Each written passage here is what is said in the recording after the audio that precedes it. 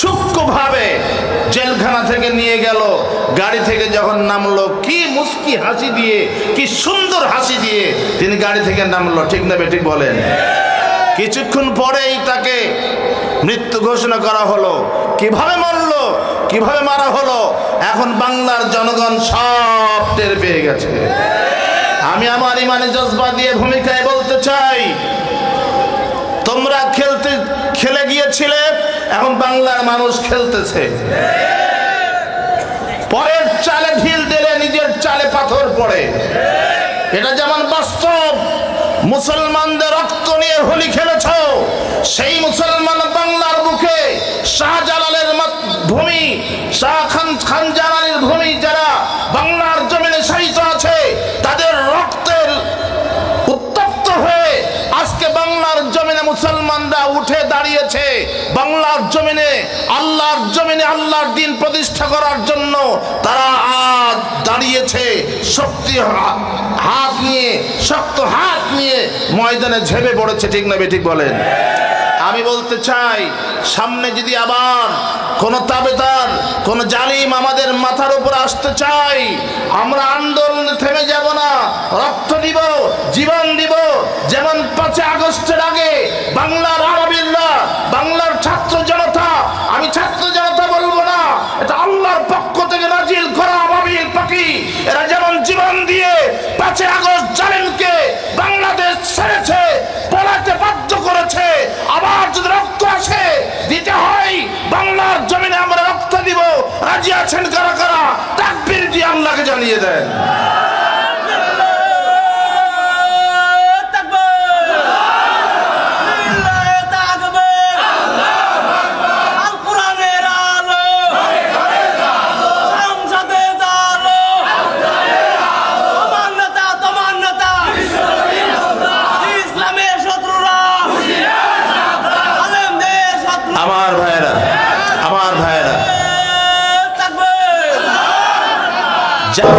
আলহাজ Hazrat Maulana Abdul high Mohammad Saifullah সহ মাদ্রাসার পরিচালনা কমিটির সভাপতি, সেক্রেটারি, ক্যাশিয়ার, সদস্য মণ্ডলী, সাবেক পরিচালনা কমিটির সভাপতি, সেক্রেটারি, ক্যাশিয়ার মণ্ডলী, কমিটির সদস্যবৃন্দ, শিক্ষক মহোদয়, ছাত্র বন্ধুরা, প্রাণ প্রিয় এলাকাবাসী, আপনারা কেমন আছেন?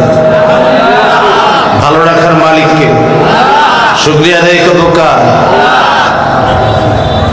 যখন আব্রাহা বাদশা কাবাঘর ভাঙার জন্য হস্তি বাহিনী নিয়ে আসতেছিল, তখন আব্দুল মুত্তালিবের কানে যখন আসলো যে আব্রাহা বাদশা হস্তি বাহিনী নিয়ে কাবাঘর ধ্বংস করার জন্য আসছে, ইতিমধ্যে আব্রাহা বাদশার লোকজন আব্দুল মুত্তালিবের কিছু উট, কিছু দুম্বা, কিছু ছাগল কেড়ে নিয়ে গেল।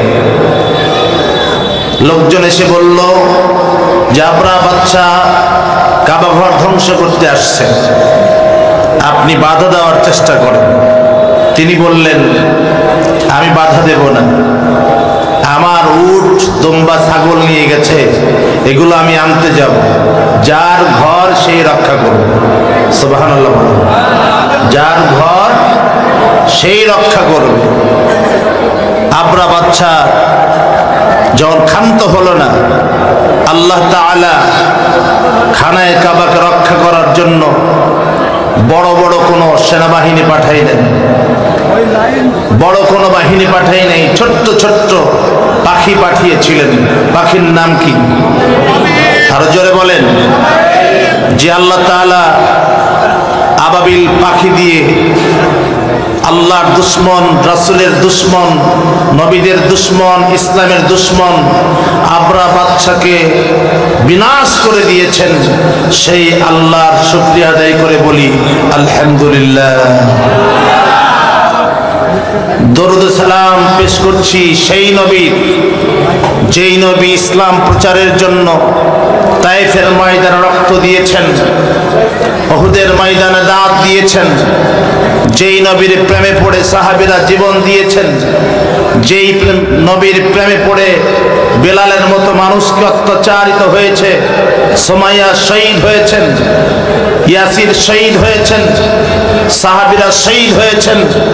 যেই নবীর প্রেমে পড়ে যে ইসলাম প্রতিষ্ঠা করার জন্য নবীজি আপ্রাণ চেষ্টা চালিয়েছেন, সেই নবীজির প্রতি জানাই দরুদ ও সালাম, সকলে পড়ি সাল্লাল্লাহু আলাইহি ওয়াসাল্লাম। সম্মানিত উপস্থিতি, আমার সময় খুবই কম, স্বল্প সময়ের মধ্যে কিছু কথা বলার ইচ্ছা পোষণ করেছি। যদি আমার আল্লাহ আমাকে তৌফিক দেন তাহলেই বলা সম্ভব। ঠিক না বেঠিক বলেন? ঠিক না বেঠিক বলেন? আমার কথায় একটু আওয়াজ দিতে হবে মাঝে মাঝে। যদি স্লোগান আসে দেওয়ার মতো লোক আছে তো? আছে তো? দেখা যাবে, খেলা হবে। কি হবে? খেলা তারাই করতে জানে নাই, খেলা আমরাও জানি, আমরাও জানি। আমার ভাইয়েরা, যখন বাংলাদেশের বুকে আলেম ওলামাদেরকে বিনা কারণে ফাঁসির রশি গলায় দিয়ে যখন শহীদ করা হলো, তখন এক শ্রেণীর মানুষ কিছু কথা বলে নাই, আলেমদেরকে বাড়িতে থাকতে দেয় নাই, জঙ্গলে ঝড় ঝাপে আলেমরা ইসলামী আন্দোলনের কর্মীরা থেকেছে। ঠিক না বেঠিক বলে? আর জোরে বলে ঠিক না বেঠিক? আর বলতে চাই, বাংলাদেশের মধ্যে শুধু নয়, সারা বিশ্বের মধ্যে পরিচিত একটা নাম আল্লামা দেলোয়ার হোসেন সাইদি সাহেব, যিনি 50টা বছর কোরআনের দাওয়াত পেশ করেছেন। 50টা বছরে বিভিন্ন সময় জেল খেটেছেন, কিন্তু তথাকথিত জালেম সরকার আল্লাহর এই অলিকে বিনা কারণে 13টা বছর জেলের মধ্যে আটকে রেখে এরপরে যখন দেখলো আমরণ জেল দিয়ে যখন মরল না, তখন সূক্ষ্মভাবে জেলখানা থেকে নিয়ে গেল। গাড়ি থেকে যখন নামলো, কি মুস্কি হাসি দিয়ে, কি সুন্দর হাসি দিয়ে তিনি গাড়ি থেকে নামলো। ঠিক না বেঠিক বলেন? কিছুক্ষণ পরেই তাকে মৃত্যু ঘোষণা করা হলো। কিভাবে মরলো, কিভাবে মারা হলো, এখন বাংলার জনগণ সব টের পেয়ে গেছে। আমি আমার ইমানে জজবা দিয়ে ভূমিকায় বলতে চাই, তোমরা খেলে গিয়েছিলে, এখন বাংলার মানুষ খেলতেছে। পরের চালে ঢিল দিলে নিজের চালে পাথর পড়ে, এটা যেমন বাস্তব। মুসলমানদের রক্ত নিয়ে হোলি খেলেছ, সেই মুসলমান বাংলার বুকে শাহজালালের ভূমি, খান জালালের ভূমি, যারা বাংলার জমিনে শহীদ আছে, তাদের রক্তের উত্তপ্ত হয়ে আজকে বাংলার জমিনে মুসলমানরা উঠে দাঁড়িয়েছে। বাংলার জমিনে, আল্লাহর জমিনে আল্লাহর দ্বীন প্রতিষ্ঠা করার জন্য তারা আজ দাঁড়িয়েছে শক্তি হাত নিয়ে, শক্ত হাত নিয়ে ময়দানে ঝেঁপে পড়েছে। ঠিক না বেঠিক বলেন? আমি বলতে চাই, সামনে যদি আবার কোন তাবেদার, কোন জালিম আমাদের মাথার উপর আসতে চাই, আমরা আন্দোলনে থেমে যাব না, রক্ত দিব, জীবন দিব। যেমন 5 আগস্টের আগে বাংলার আরবিরা, বাংলার ছাত্র জনতা, আমি ছাত্র জনতা বলবো না, এটা আল্লাহর পক্ষ থেকে নাজিল করা আবাবিল পাখি, এরা যেমন জীবন দিয়ে 5 আগস্ট জালিমকে বাংলাদেশ ছেড়েছে, পলাতে বাধ্য করেছে, আবার যদি রক্ত আসে দিতে হয়, বাংলার জমিনে আমরা রক্ত দিব। রাজি আছেন কারা কারা? তাকবীর দিয়ে আল্লাহকে জানিয়ে দেন।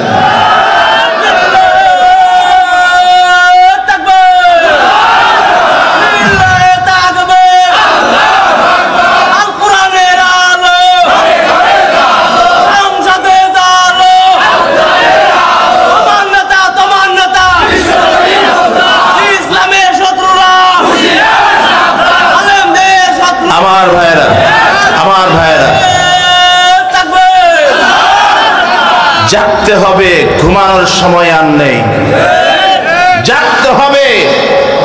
ওমর ফারুক খোলা তলোয়ার নিয়ে রাসূলকে হত্যা করতে গিয়েছিলেন। সে কি জানতো রাসূলের প্রেমে পাগল হয়ে রাসূলের শত্রু হয়ে গেল, আল্লাহ বানিয়ে দিলেন রাসূলের বন্ধু। ওমর ফারুক বলছেন, ইয়া রাসূলুল্লাহ, আবু জেহেলের চামচাগিরি করেছি, আবু লাহাবের চামচাগিরি করেছি, অনেক খেয়েছি, অনেক গিয়েছে, আর চামচাগিরি করতে চাই না। আজকে আপনারা হাতে হাত দিয়ে কালেমা পড়ে মুসলমান হয়ে সেই আবু জেহেলের বিরুদ্ধে আমার তলোয়ার উত্তোলন হবে। ওমর ফারুক যেই ভূমিকা পালন করেছিলেন, আমাদেরকেও আজকে সেই ভূমিকা পালন করতে হবে। সেই ভূমিকা পালন না করলে সামনে অবস্থা আরো ভয়াবহ, আরো ভয়াবহ। মিজানুর রহমান আজহারি বলেছেন, একদল খেয়ে গেছে আর একদল যেন খেতে না পারে। কারো কোন দলের নাম বলে নাই, কিন্তু কারো কারো গায়ে লেগে গেছে। আমার ভাইয়েরা, ঘুষের বিরুদ্ধে যদি কথা বলা হয়, যে ঘুষ খায় তার একটু গায়ে লাগে। সুদের বিরুদ্ধে যদি কথা বলা হয়, যে সুদ খায় তার একটু গায়ে লাগবেই। জেনার বিরুদ্ধে যদি কথা বলা হয়, যে জেনা করে তার বিরুদ্ধে গায়ে, ব্যাংক ডাকাতি করে যারা পড়ায় তাদের বিরুদ্ধে যদি কথা বলে, গায়ে একটু লাগবে। গতকালকের ভাষণ শুনেছেন আপনারা? পলানো নেত্রীর ভাষণ শুনেছেন? শুনেছেন? শুনেছেন? উনি বলেছে, 5 আগস্টে যদি আমি না পলাইতাম, গণভবন ঘেরাও করে ওরা আমাকে মেরেই ফেলত। আবার মাঝে মাঝে শোনা যায়, চট করে বাংলাদেশের মধ্যে ঢুকে পড়বে। আমরা বলি, আসো, তোমাকে দরকার, আপনাকে দরকার, আপনাকে শ্রদ্ধা জানিয়ে বলছি, আপনি ফিরে আসেন। বাংলাদেশের সন্তান, আপনি বাংলাদেশে ফিরে আসেন। বিদেশে থাকবেন কেন? আরে হিন্দুস্তান তো আমাদের শত্রু। আল্লাহ রাসূল বলে গেছে, হিন্দুস্তান মুসলমানদের শত্রু। গজওয়াতুল হিন্দ হবে, মুসলমানদের সঙ্গে হিন্দুস্তানের যুদ্ধ হবে। যারা হিন্দুস্তানকে ভালোবাসে তারা ইসলামের শত্রু, ইসলামকে তারা ভালোবাসে না। ভালোবাসতে হবে মদিনা মুনাওয়ারাকে। আমি এই জন্য বলি, ইবাদতের কাবা হলো মক্কা, আর প্রেমের কাবা হলো মদিনা। ঠিক না বেঠিক? ইবাদতের কাবা মক্কা, প্রেমের কাবা হলো মদিনা। রাসূল পাক সাল্লাল্লাহু আলাইহি সাল্লাম হাদিস পড়েছি, লা ইউমিনু আহাদুকুম হাত্তা আকুনা হাব্বা ইলাইহি মিন ওয়ালিদিহি ওয়া ওয়ালাদিহি ওয়ান নাসি আজমাইন। মুত্তাফাকুন আলাইহি। ততক্ষণ পর্যন্ত ইমানদার হতে পারবে না, প্রকৃত ইমানদার হতে পারবে না, যতক্ষণ না তোমার পিতামাতার চাইতে, তোমার সন্তানদের চাইতে, তোমার পৃথিবীর সকল মানুষের চাইতে, নবী বলছেন, আমাকে বেশি ভালো না বাসবে। তাহলে জীবনের চাইতে, জানের চাইতে, মালের চাইতে, সম্পদের চাইতে, পিতামাতার চাইতে, পৃথিবীর সকল নেতা নেত্রীর চাইতে ভালোবাসতে হবে সবচেয়ে বেশি মুহাম্মদ রাসূলুল্লাহ সাল্লাল্লাহু আলাইহি সাল্লামকে। আর নবীকে ভালোবেসে ইত্তেবা করলেই আল্লাহকে ভালোবাসা হবে, আর আল্লাহকে ভালোবাসতে পারলেই জান্নাত। জান্নাতে যাবে না কারা? তাদের সম্পর্কে আয়াত কয়েকটা পড়েছি। সময় কম, অল্প কথার মধ্যেই ছেড়ে দেব ইনশাআল্লাহ। আল্লাহ পাক বলছেন, মানুষ, এক শ্রেণীর মানুষ জান্নাতে যাবে। জান্নাতে যাবে যারা? কারা? ইন্নাল্লাযীনা আমানু ওয়া আমিলুস সলিহাতি কানাত লাহুম জান্নাতুল ফিরদাউসে নুজুলা। যারা ঈমান এনেছে এবং নেক কাজ করে, তাদেরকে আল্লাহ জান্নাতুল ফিরদাউস দিবে। প্রথম শর্ত ঈমান আনতে হবে। 2 নম্বর হলো ঈমান আনার সাথে সাথে নেক কাজ। নামাজ পড়া কি নেক কাজ? রোজা রাখা কি নেক কাজ? সত্য কথা বলা কি নেক কাজ? ইসলামী আন্দোলন করা কি? আল্লাহর জমিনে আল্লাহর দ্বীন প্রতিষ্ঠা করার কাজ করা কি? শুধু নেক কাজ না, সবচেয়ে বড় ফরজ। এই ফরজটা প্রতিষ্ঠা করার জন্যই, আল্লাহর জমিনে আল্লাহর দ্বীন প্রতিষ্ঠা করার জন্যই বিশ্বনবী রক্তাক্ত হয়েছেন। আজকেও ইমানদাররা রক্তাক্ত হচ্ছে। আমার ভাইরা, ফিলিস্তিনে ইসরায়েল মুসলমানদের উপরে যে নির্যাতন চালাইল, আর সারা বিশ্বের মোড়ল আমেরিকা সাহায্য সহযোগিতা করতেছেই বটে। আল্লাহ যেন দেখাচ্ছেন যে মোড়লগিরি করিস না, আগুন দিয়ে পুড়াই দিব। পড়ছে কিনা বলেন? পড়ছে কিনা? ক্যালিফোর্নিয়া সহ আমেরিকার বিভিন্ন জায়গায় এমন দাবানল, এমন আগুন আল্লাহ দিয়েছে,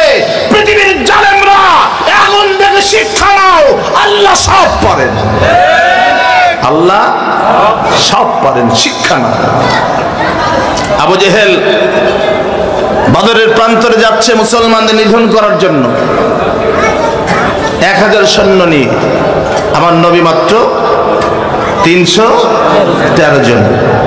আবু জেহেল খানায়ে কাবার গেলাপ ধরে বলছে খানায়ে কাবার মালিক আল্লাহ।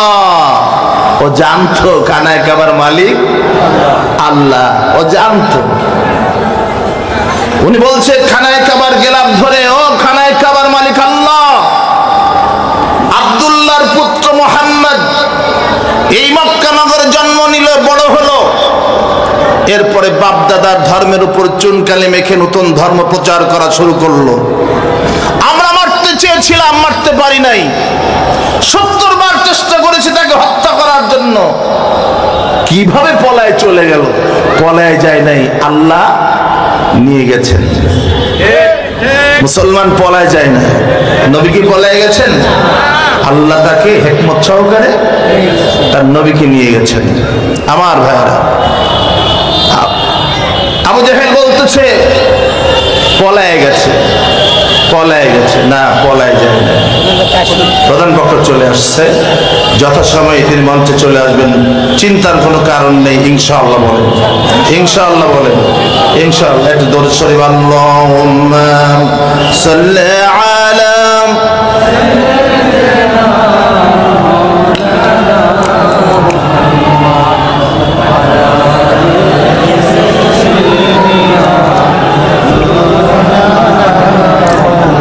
اللهم صل على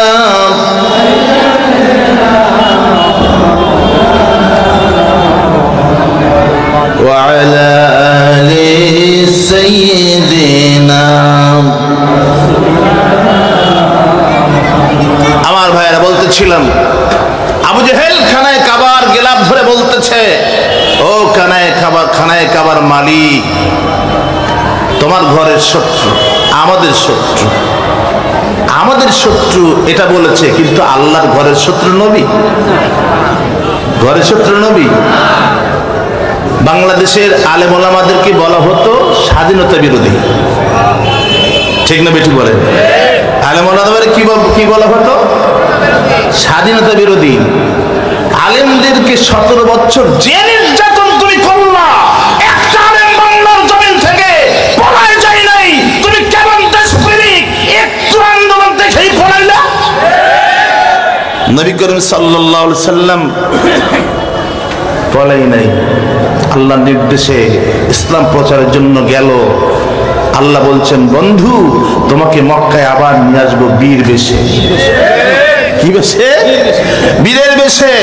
মাওলানা লুৎফর রহমান ইন্তেকাল করেছেন, মাজলিসে মুফাসসিরিনের কেন্দ্রীয় সভাপতি। তিনি বলেছে, মৃত্যুর আগে বলেছে, মিজানুর রহমানের মতো রত্নটাকে আমরা বাংলাদেশের বুকে রাখতে পারলাম না। এক শ্রেণীর আলেমরা তথা তৎকালীন সরকারের সঙ্গে আঘাত করে মিজানুর রহমান আজহারিকে দেশ থেকে সরাই দিয়েছিল। এবারে বলেন তো, মিজানুর রহমান দেশে আসছে কি কাপুরুষের মতো না বীরের বেশে? ওরা জালসায় মনে হয় 400-500 লোক হয়। জি, কত লোক? জায়গা দেওয়ার মতো। এখন আমার মনে হয় কি জানেন, আমার মনে হয় মিজানুর রহমান আজহারির জালসায় যদি এত লোক হয়, আল্লামা দেলাওয়ার হোসেন সাইদি সাহেব বের হয়ে যদি একটা মাহফিল করত, বাংলার জমিনে এমন কোন জায়গা ছিল না। ঠিক না? ঠিক বলে। কিন্তু জালেমরা তা করতে দেয়নি। আল্লাহ পাক তাকে যেন শহীদ হিসেবে কবুল করে নেয়, বলেন আমিন। আমার ভাইরা, আবু জাহেল বলতেছে, খানায়ে কাবার মালিক ওই মুহাম্মাদের বিরুদ্ধে যুদ্ধ করতে যাচ্ছি।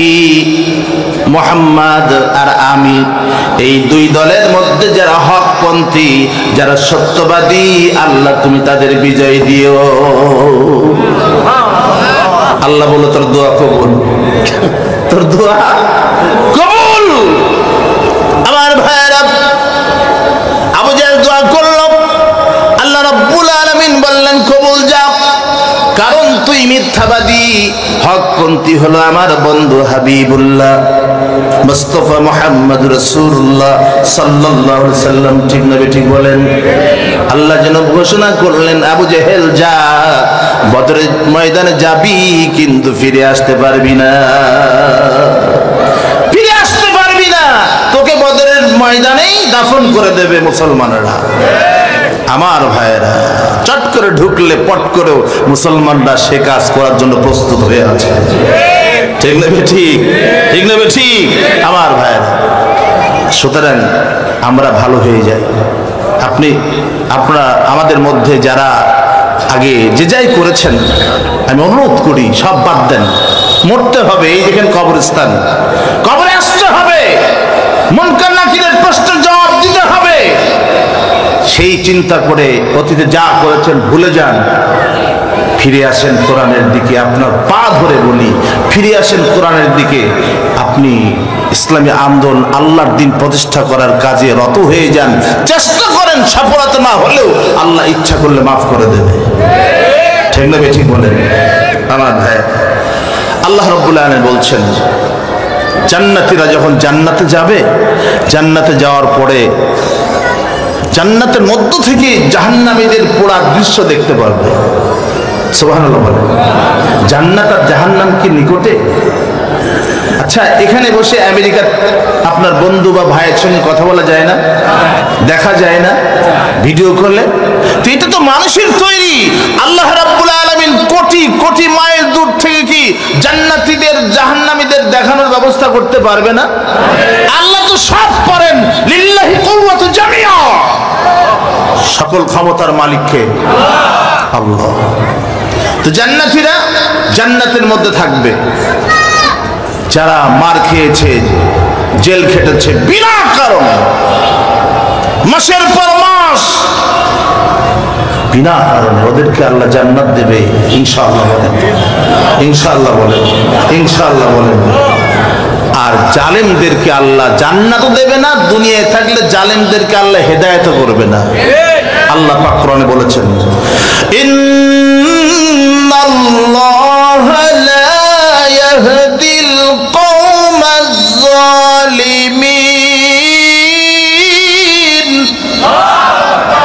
নিশ্চয়ই আল্লাহ রাব্বুল আলামিন জালেমদেরকে হেদায়েত করবে না। যারা মানুষকে অত্যাচার করে এদের হেদায়েত করবে না। হেদায়েত না পেয়ে আবু লাহাবের মতো, আবু তালেবের মতো বিশ্ব নবীকে ভালোবাসতো আবু তালেব সবচেয়ে বেশি, কিন্তু কালেমা নসিব না হওয়ার কারণে কিয়ামতের দিন আল্লাহ নবী আবু তালেবের জন্য কিছুই করতে পারবে না। ঠিক না ঠিক বলে? আমার ভাইরা, জান্নাতের মধ্যে যখন ইমানদাররা যাবে, ইমানদাররা জান্নাতের মধ্যে যাওয়ার পরে জাহান্নামীদের দেখতে পাবে এবং জান্নাতের মধ্যে থেকে কথা বলবে, আর জাহান্নামীরা শুনতে পারবে। জাহান্নামীরা কথা বলবে, জান্নাতীরা শুনতে পারবে এবং দেখতেও পারবে। সুবহানাল্লাহ বলেন। আল্লাহ রাব্বুল আলামিন বলতেছেন, ফি জান্নাতিন ইয়াতাসালুন।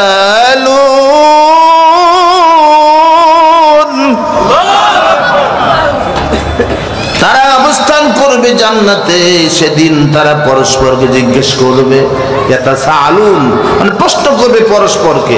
জান্নাতীরা জাহান্নামীদেরকে, জাহান্নামীরা জান্নাতীদেরকে পরস্পর প্রশ্ন করবে। কি প্রশ্ন? আল্লাহ পাক তা বলে দিয়েছেন, আনিল মুজরিমিন, আল্লাহু আকবার, আনিল মুজরিমিন, জাহান্নামে নিক্ষিপ্ত পাপিষ্ঠদের সম্পর্কে আল্লাহর গোলাম যারা হবে, জান্নাতে যারা যাবে, এই জান্নাতেরা সেদিন প্রশ্ন করবে, মা সালাকাকুম ফি সাকার, কেন জাহান্নামে এসেছো তোমরা? তোমাদের কাছে কি আলেম বক্তব্য দেয় নাই? কোরআনের তাফসীর করে নাই? হাদিস কি তোমাদের কাছে বলা হয় নাই? ইসলামী আলোচনা কি তোমাদের কাছে করা হয় নাই? দাওয়াত তাবলীগ কি তোমাদের কাছে দেওয়া হয় নাই? আলেম ওলামা নবী রাসূলরা কি তোমাদের কাছে যাই নাই? তারা বলতো হ্যাঁ গিয়েছি, কিন্তু কি কারণে জাহান্নামে আসছি তারা প্রথম নম্বরে বলবে ক্বালু লাম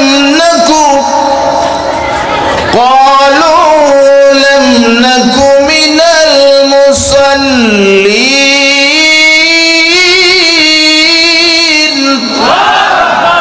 তারা বলবে আমরা নামাজীদের দলে ছিলাম না, আমরা মুসল্লি ছিলাম না। তাফসীরকারগণ লিখেছেন আমরা নামাজ, তারা বলবে আমরা তো নামাজ পড়ি নাই, নামাজীদের দলেও ছিলাম না। কিছু মানুষ আছে নামাজ পড়ে কিন্তু নামাজ প্রতিষ্ঠা করলে যা হয় প্রতিষ্ঠা করার কাজে তারা অংশগ্রহণ করে না। কিছু মানুষ হজ করে, আমি নিজেও দেখেছি, হজে গিয়ে দেখেছি তো আমার ভাইয়েরা, ওখানে গিয়ে শয়তানকে পাথর মারে। জামারায় গিয়ে মিনা প্রান্তরে জামারায় গিয়ে শয়তানকে পাথর মারতে হয় কিনা? শয়তানকে পাথর মারে। এমন কি দেখেছি পায়ের স্যান্ডেল খুলে শয়তানকে মারে, বকা দিয়ে শয়তানকে স্যান্ডেল খুলে মারে। আবার ওই হাজিরা বাংলাদেশের বুকে যখন ফিরে আসে আলেমদেরকে ধরে ধরে আবার জেলে ঢোকানোর জন্য তালিকা করে। এমন হাজি আছে কি নাই? জোরে বলেন আছে কি নাই? অসংখ্য হাজি এরকম আছে যারা ইসলাম চায় না, নবীর প্রেম চায় না, নবীর আদর্শ আল্লাহর জমিনে বাস্তবায়ন হোক এটা চায় না। এরকম হাজি নামাজি অনেক আছে। এদের নামাজ দিয়ে কোনো কাজ হবে না, এদের হজ দিয়ে কোনো কাজ, এদের রোজা দিয়ে কোনো কাজ হবে না, হবে না। আল্লাহ পাক কোরআনে বলছেন, মাহবুবের কথা নয়, মোল্লার কথা নয়, এটা আল্লাহর কথা। কার কথা? আমার ভাইয়েরা তারা বলবে ক্বালু লাম নাকু মিনাল মুসাল্লিন।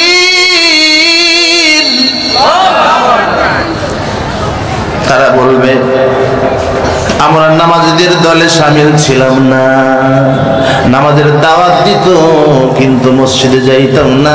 আবার অনেক সময় রমজান মাসে দেখা যায় রমজান মাসে রোজা নাই কিন্তু ইফতার পার্টির প্রধান অতিথি। ঠিক নেবে? ঠিক বলেন। রোজা নাই, ইফতার মাহফিলের প্রধান অতিথি। ইফতার মাহফিলে তারাও পড়তো দেখেছি, ইফতার কোটে আর খায়, ইফতার কোটে আর খায়। আরে একটু আল্লাহকে ভয় করো না বন্ধু, একটু আল্লাহর পথে ফিরে আয় বন্ধু, ফিরে আয়। আয় তোরে ডাকছি, আয়, লাভ হবে, ক্ষতি হবে না। আল্লাহর কসম, তওবা করে ফিরে আয় না। বান্দা যখন নিরাশ হয়ে যায় আল্লাহ বলে মসজিদের দরজা খোলা আছে, এসে সাজদা দে, তোর গত জীবনের গুনাহ আমি আল্লাহ মাফ করে দেব। ফিরে আয় গোলাম, ফিরে আয়। আমার ভাইরা, যারা নামাজ পড়ে নাই, নামাজের দলে ছিল না, বরং নামাজের দলের বিরুদ্ধে যারা কাজ করত, জাহান্নামে যাওয়ার 1 নম্বর কারণ হলো এটা। কয় নম্বর কারণ? কয়েকটা কারণ বলবো, তার মধ্যে 1 নম্বর কারণ নিজে নামাজ পড়তো না, মানুষদেরকে নামাজে পড়ার জন্য দাওয়াত দিত না, বরং নিজে ব্যঞ্জন টানে কর্মীদেরকেও কি প্যাকেট প্যাকেট দেয়, আছে কি নাই? নিজে বোতল খায়, কর্মীদেরও বোতল খাওয়ায়, নিজে নর্তকী নিয়ে থাকে, কর্মীদেরকেও নর্তকী দেয়। ঠিক না? ঠিক বলেন। কত বাসায়, কত নেতার বাসায়, কত মেয়ের খবর পেপার পত্রিকা ফেসবুকে আসলো। ঠিক না? ঠিক বলেন। আসে নাই? আসে নাই? তাহলে কেমন চরিত্র তাদের ছিল? কেমন চরিত্র ছিল? আমার ভাইয়েরা, বাংলাদেশের 2টা নক্ষত্র 5টা বছর মন্ত্রিত্ব পেয়েছিলেন, দায়িত্ব পালন করেছে। 2টা নক্ষত্র 5টা বছর দায়িত্ব পালন করেছে। বিরোধী শক্তি অনেক চেষ্টা করেছে কিছু তথ্য পাওয়ার জন্য, ভুল বা আত্মসাৎ হেরফের করার জন্য কিছু গোয়েন্দা বিভাগ দিয়ে চেষ্টা তদবির করেছে, কিন্তু এক চুল পরিমাণ খোঁজ তাদের ধরতে পারে নাই। তাহলে কোন কারণে তাদের ফাঁসি দেওয়া হলো বাংলার মানুষ জানতে চায়।